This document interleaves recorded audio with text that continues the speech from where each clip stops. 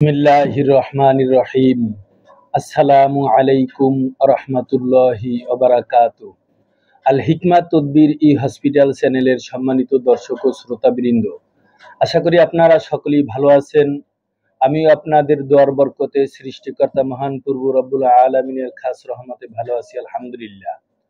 আজ আমি আপনাদের খেদমতে অত্যন্ত গুরুত্বপূর্ণ এবং একটি উপকারী বিষয়ের উপরে আলোচনা করব ইনশাআল্লাহ। আলোচনার বিষয়বস্তু হচ্ছে বদনজর সংক্রান্ত। নবী করিম সাল্লাল্লাহু আলাইহি ওয়াসাল্লাম এর পবিত্র মুখ নিঃসৃত বাণী থেকে দেখা যায় যে বদনজর সত্য এবং সঠিক। বদনজর এক প্রকারের বিষ। আল্লাহ পাক রব্বুল আলামিন জিন এবং ইনসানের চোখের ভিতরে এক প্রকারের শক্তি রাখছে। তো এই বদনজর দ্বারা যে কোনো সুদর্শন শিশু বাচ্চা, দোকানপাট, ব্যবসা বাণিজ্য, ক্ষেত খামার, যে কোনো উন্নয়নমূলক যত ধরনের বিষয় আছে এগুলি আক্রান্ত হইতে পারে। তো দেখা যায় যে একটি বাচ্চা বদনজর দ্বারা আক্রান্ত হয়েছে, কিন্তু বদনজর দ্বারা আক্রান্ত হওয়ার পরে বিভিন্ন ধরনের রোগের সৃষ্টি হইতে পারে। তো দেখা যায় তখন একটা বাচ্চাকে বা একজন ব্যক্তিকে আমরা ডাক্তার দেখাই, বিজ্ঞ চিকিৎসকের চিকিৎসা নিতেছি, এর পরেও সফলতা আসতেছে না। তো যদি এরকমের হয়, সেক্ষেত্রে হক্কানি ওলামায়ে বুজুর্গ, মসজিদ মাদ্রাসার ইমাম হজরতগণ, এদের কাছে গিয়ে আপনি একটু পানি পরা আনবেন, খাওয়াই দেবেন, ইনশাআল্লাহ আল্লাহ তাআলা শেফা দান করবেন। আর যদি বিষয়টা দীর্ঘদিনের হইয়া থাকে, দেখা যায় দীর্ঘদিন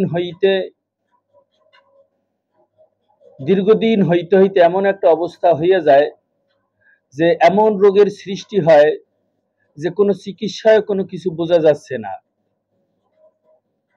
কোনো পরীক্ষা নিরীক্ষায় কোনো কিছু ধরা পড়তেছে না।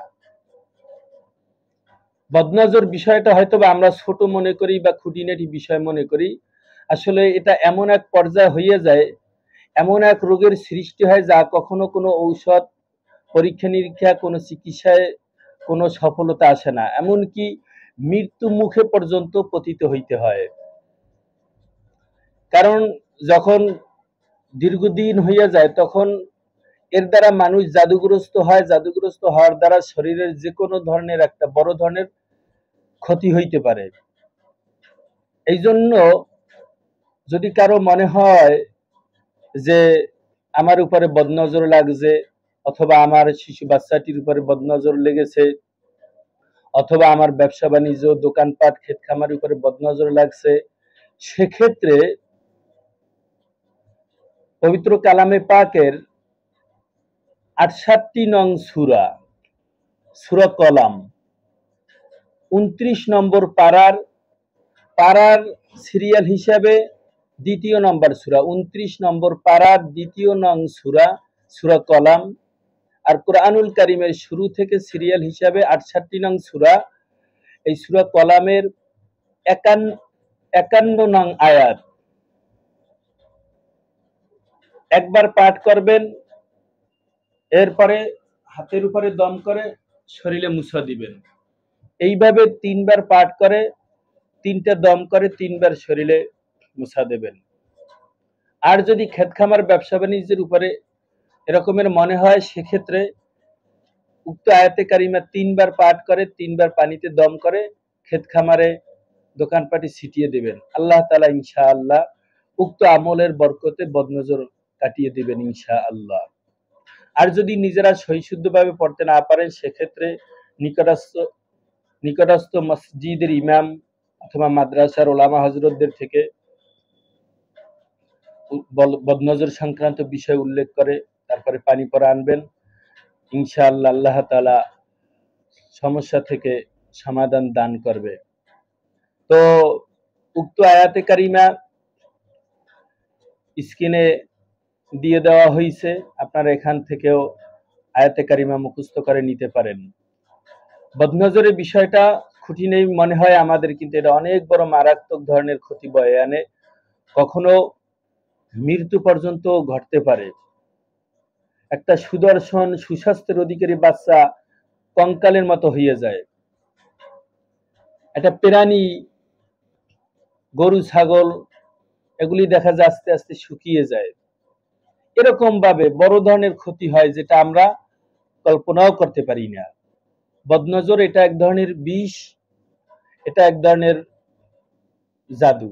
তো কাজী আল্লাহ তাআলা আমাকে সহ গোটা দুনিয়ার সমস্ত মুসলমান নরনারী এবং সম্পত্তি সকলকে এবং সব কিছুকে হেফাজত করুক, আমিন।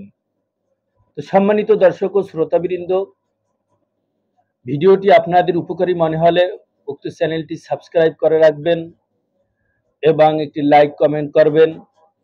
আপনাদের আরো গুরুত্বপূর্ণ এবং প্রয়োজনীয় ভিডিওগুলি পেতে উক্ত চ্যানেলটি আপনার সংগ্রহে সাবস্ক্রাইব করে রাখবেন এবং আপনাদের কোনো বিষয়ে যদি এরকম প্রয়োজনীয় হয়ে থাকে যে এইটা হলে ভালো হয়, সেক্ষেত্রে আমাকে কমেন্টের মাধ্যমে জানাবেন।